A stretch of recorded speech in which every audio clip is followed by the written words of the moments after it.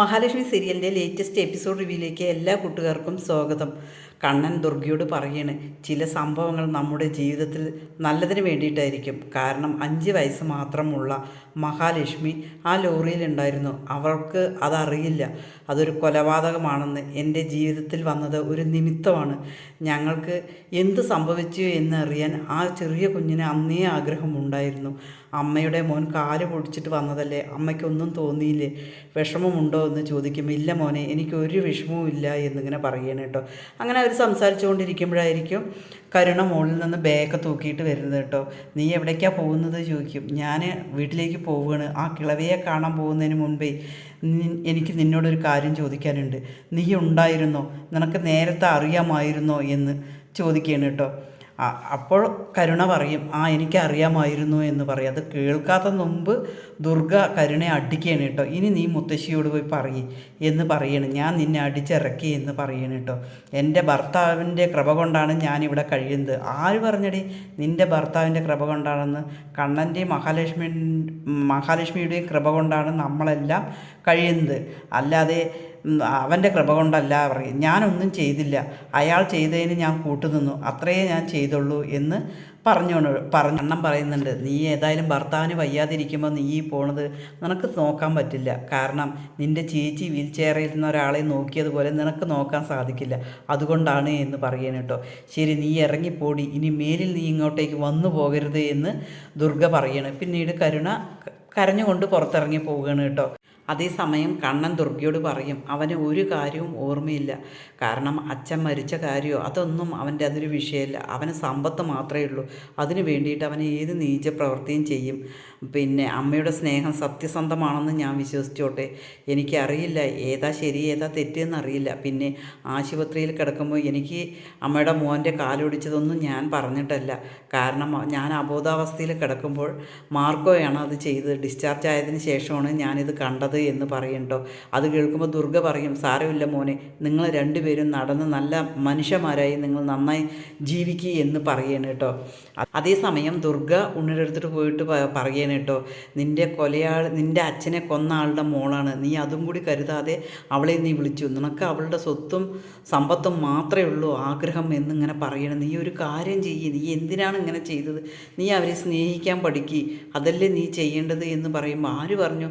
അവളുടെ മുത്തശ്ശി ആ സമ്പാദ്യം സർവ്വവും എനിക്ക് തന്നിട്ടുണ്ട്, അവൾ തന്നു തന്നെ ശരി, ഞാൻ ഇനി നിങ്ങൾക്ക് വേണ്ടിയിട്ട് അവളെ ഉപേക്ഷിക്കണോ എന്ന് ചോദിക്കുകയാണ് കേട്ടോ. അമ്മയെപ്പോലെ എനിക്ക് സ്നേഹിക്കാൻ പറ്റില്ല, അമ്മ സ്നേഹിക്കുന്നത് സത്യമാണോ എന്നിങ്ങനെ ചോദിക്കുകയാണ് കേട്ടോ. അതെ, ഞാൻ എൻ്റെ കണ്ണനെ പണ്ട് സ്നേഹിച്ചിരുന്നത് എങ്ങനെയാണോ അതേപോലെ തന്നെയാണ് ഞാൻ ഇപ്പോഴും സ്നേഹിക്കുന്നത്. നീ അവനെ സ്നേഹിച്ചാൽ മതി, നിനക്ക് അവനെ എല്ലാ കാര്യങ്ങളും തരും എന്നിങ്ങനെ പറയണം കേട്ടോ. അവൻ മഞ്ജുവിന് ഇപ്പം എന്തെല്ലാം കാര്യങ്ങൾ ചെയ്തു. അതേപോലെ തന്നെ അവരുടെ വീട്ടുകാരുടെ കാര്യം അറിയില്ലേ, മേഘനാഥൻ്റെ വീട്ടുകാരൻ്റെ സ്വാതിയെ കല്യാണം കഴിച്ച് കൊടുക്കണമെന്നും എല്ലാം ഒഴിവായി മോനെ, നീ അവനെ സ്നേഹിക്കാൻ പഠിക്കുക എന്ന് പറയണം കേട്ടോ. ഞാൻ വേണമെന്നുണ്ടെങ്കിൽ സ്നേഹിക്കുക, അഭിനയിക്കുക, അല്ലാതെ എനിക്കൊരിക്കലും അയാളെ സ്നേഹിക്കാൻ പറ്റില്ല. അയാളുടെ നാശം മാത്രമാണ് ഞാൻ ആഗ്രഹിക്കുന്നത് എന്ന് പറയണം കേട്ടോ. അതിനുശേഷം ഞാൻ ഇവിടെ നിന്ന് എഴുന്നേറ്റ് കഴിഞ്ഞാൽ ഇനിയും ഞാൻ ചിലപ്പോൾ അയാളെ എന്തെങ്കിലും ചെയ്യും എന്ന് പറയണം. അത് കേൾക്കുമ്പോൾ ദുർഗയ്ക്ക് ദേഷ്യം വരികയാണ് കേട്ടോ. അങ്ങനെ നീ എന്തെങ്കിലും ചെയ്യുകയാണെങ്കിൽ നിന്നെ ഞാൻ വിഷം തന്നിട്ട് കൊല്ലും എന്നിങ്ങനെ പറയണം കേട്ടോ. അതേസമയം അവിടെ മോഹിനി ഇങ്ങനെ ഭക്ഷണം ഉണ്ടാക്കണം കേട്ടോ. ആ സമയത്ത് മുത്തശ്ശി ഇങ്ങനെ പോയിട്ട് പറയുന്നുണ്ട്, പിന്നീട് മോൾക്ക് എന്തെങ്കിലും ഉണ്ടാക്കിയിട്ട് കൊണ്ടുപോയി കൊടുത്തുവിടെ, നിനക്ക് നീ നിൻ്റെ മൂത്ത മോൾക്ക് എന്തെല്ലാം ഉണ്ടാക്കി കൊടുത്തിരുന്നു എന്ന് പറയും. ഞാൻ അവൾക്ക് ഒരുപാട് ഉണ്ടാക്കി കൊടുത്തതാണല്ലോ, പക്ഷേ ഞാൻ എന്തെങ്കിലും ഉണ്ടാക്കി തരാം, അമ്മ എന്തായാലും കൊണ്ടുപോയി കൊടുത്താൽ മതി എന്നിങ്ങനെ പറയണം കേട്ടോ. അങ്ങനെ അവർ സംസാരിച്ചു കൊണ്ടിരിക്കുമ്പോഴായിരിക്കും പുറത്ത് ഓട്ടോറിക്ഷ വരിക കേട്ടോ. ഓട്ടോറിക്ഷ വന്നത് മുത്തശ്ശി പോയി നോക്കുമ്പോൾ കരുണയായിരിക്കും, എന്താ മോളെ പറ്റിയത്, എന്താ എൻ്റെ മോള് വന്നിരിക്കുന്നത്, ഇപ്പം പറഞ്ഞേ ഉള്ളൂ എൻ്റെ മോളുടെ കാര്യം എന്നിങ്ങനെ പറയണം കേട്ടോ. അതേസമയം എന്താ മോളെ എന്നിങ്ങനെ പറയുമ്പോൾ തുറിച്ച് നോക്കുകയാണ് കേട്ടോ. ആരാ നിന്നെ അടിച്ചോ ചോദിക്കും. അതെ, ഞാൻ അടിച്ചിട്ട് തന്നെ വന്നിരിക്കുന്നത് പറയും. അവിടെ ഒരാൾ നടക്കാൻ തുടങ്ങി എന്ന് പറയും. ആരാ മോളെ ചോദിക്കുമ്പോൾ കണ്ണൻ നടക്കാൻ തുടങ്ങി എന്ന് പറയും. ഉണ്ണി വീൽ ചെയറിലുമായി എന്ന് പറയട്ടെ. എന്താ മോളെ എന്ന് ചോദിക്കുകയാണ് കേട്ടോ. അതേസമയം എന്താ മുത്തശ്ശി ഞെട്ടാത്തേ എന്ന് ചോദിക്കുകയാണ് കേട്ടോ. കണ്ണൻ നടക്കാൻ തുടങ്ങി എന്ന് പറയുമ്പോൾ മുത്തശ്ശി എന്താ ഞെട്ടാത്തേ ചോദിക്കും. മോഹിനി പറയും അതിന് മുത്തശ്ശിയൊക്കെ എന്നോ അറിഞ്ഞിട്ടുണ്ടായിരുന്നല്ലോ എന്ന് പറയും കേട്ടോ. കരുണ ചോദിക്കും മുത്തശ്ശി അറിഞ്ഞിട്ട് എന്തുകൊണ്ട് എന്നോട് പറഞ്ഞില്ല എന്ന് ചോദിക്കുമ്പോൾ മോളെ മോൾക്കത് വിഷമമാകും, അതുകൊണ്ടാണ് ഞാൻ പറയാതിരുന്നത്, സങ്കടം വരും അതുകൊണ്ടാണ് പറയാതിരുന്നത് പറയുമ്പോൾ മോഹിനി പറയും അതെങ്ങനെ സങ്കടമാവുക, അതൊരു നല്ല കാര്യമല്ലേ എന്ന് ചോദിക്കും. ആട്ടെ നീ എന്താ ഇപ്പോൾ ഉണ്ണിക്ക് എന്താ സംഭവിച്ചത് എന്ന് പറയും. അങ്ങേരെ വീണ്ടും അയാളെ കൊല്ലാൻ ശ്രമിച്ചു, AC-യിൽ വിഷവാതകം കിടത്തി വിട്ടിട്ട് അങ്ങേരെ കൊല്ലാൻ ശ്രമിച്ചു, അത് കാരണം മാർക്കോയാണ് ഒരു കാല് തല്ലി ഒടിച്ചത് എന്ന് പറയും കേട്ടോ. അത് കേൾക്കുമ്പോൾ മോഹിനിക്കാകെ ദേഷ്യം വരും കേട്ടോ. ഇനിയും ഇവർ പഠിച്ചില്ലെങ്കിൽ ഇനി എപ്പോഴാണ് നീ പഠിക്കുന്നത് എന്നിങ്ങനെ ചോദിക്കും. അവൾക്ക് എല്ലാമായി, അവൾക്ക് നടക്കുന്നൊരു ഭർത്താവായി, ഒരു കുഞ്ഞായി, കമലേശ്വരം ഗ്രൂപ്പിൻ്റെ പകുതിയും അവൾക്കായി, അവൾ എന്തോരം ഭാഗ്യവതിയാണ് ചെയ്തത്, ഞാനിനി എന്ത് ചെയ്യും എന്നിങ്ങനെ പറഞ്ഞിട്ട് പഴി പറഞ്ഞ് കരയാണ് കേട്ടോ.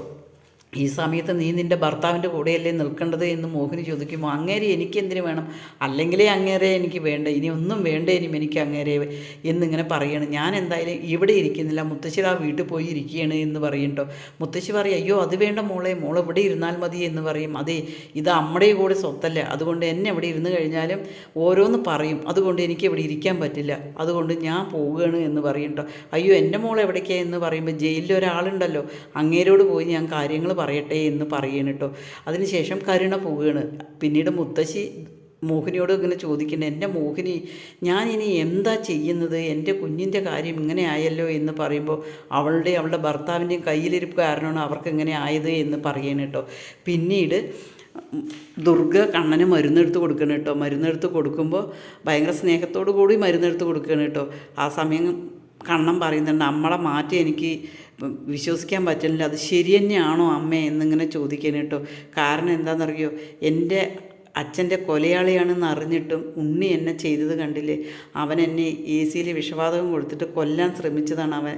ഞാൻ എന്താ ചെയ്യേണ്ടത്, ഞാനിപ്പോൾ മഞ്ജു എന്നെ സ്നേഹിക്കുന്നുണ്ട്, ഞാൻ മഞ്ജുവിനെല്ലാം കൊടുത്തില്ലേ, അതേപോലെ തന്നെ അമ്മാവനും അവർക്കും എല്ലാം ഞാൻ കൊടുക്കുമല്ലേ അമ്മ, എന്തിനു വേണ്ടിയിട്ടാണ് ഇവരെന്നെ ഇങ്ങനെ ചെയ്തത് എന്നിങ്ങനെ ചോദിക്കാൻ കേട്ടോ.